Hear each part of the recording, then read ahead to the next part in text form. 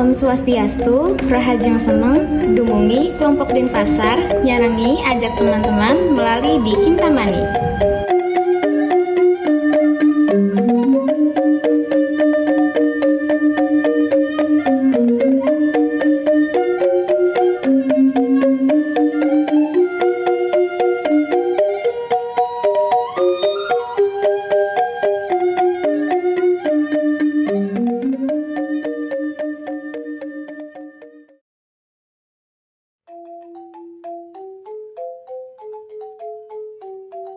Sini akan membahas yang pertama definisi geopark, yang kedua daya tarik wisata, yang ketiga aksesibilitas, yang keempat aktivitas, yang kelima pelayanan-pelayanan, yang keenam pekerja terkualifikasi, yang ketujuh promosi, yang kedelapan estetika, dan yang kesembilan landscape.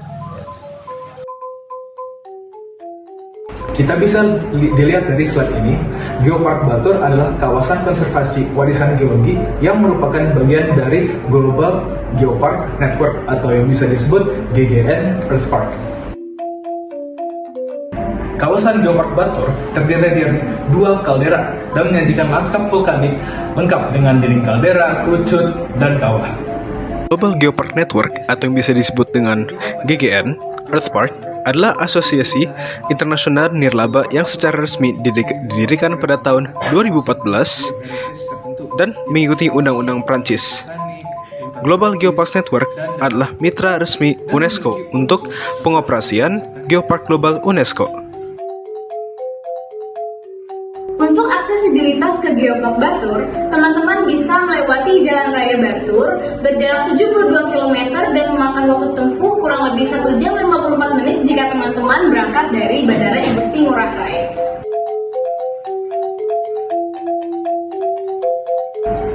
Di sepanjang jalanan ini juga dilengkapi dengan papan jalan atau papan arah, dikarenakan untuk memperingati atau mengingatkan para pengendara bahwa jalanan ini banyak tanjakan, turunan, tikungan yang berhadapan langsung dengan jurang.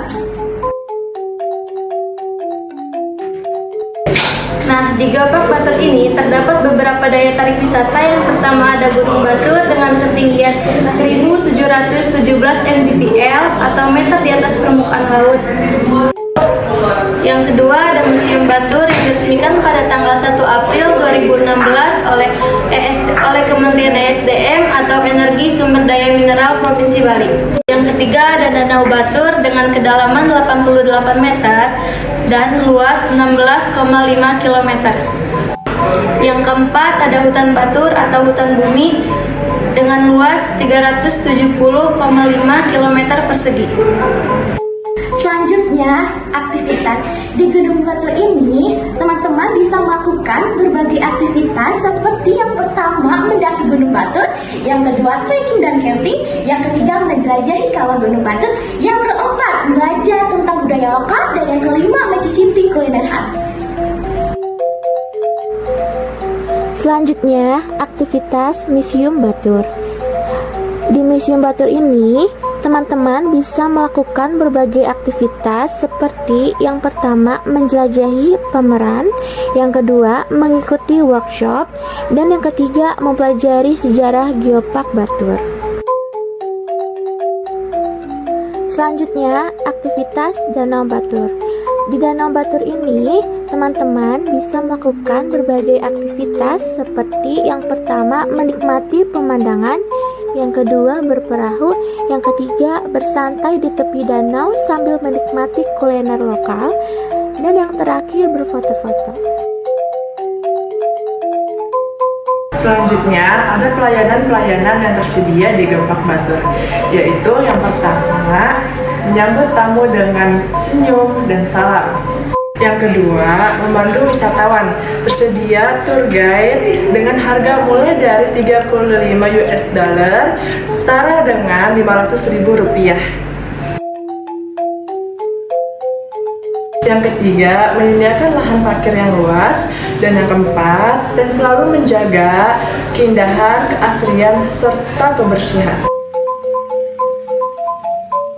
Selanjutnya, saya akan menjelaskan tentang pekerja terkualifikasi. Yang pertama adalah pemandu. Pemandu wisatawan sudah terkualifikasi oleh pihak resmi dari Mandalika Geopark Batur. Nah, pemandu ini termasuk pemandu hiking, trekking, camping, dan lain-lain. Yang kedua adalah pengemudi jeep.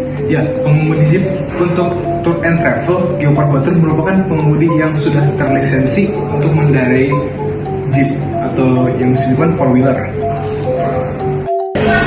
Untuk melakukan keberlanjutan wisata, Geopark Batur mempromosikan melalui website https://unescoglobal.com, lalu melalui media sosial yaitu @geoparkbatur berupa postingan dan konten, atau melalui vlog dan konten dari wisatawan yang telah berkunjung ke Geopark Batur.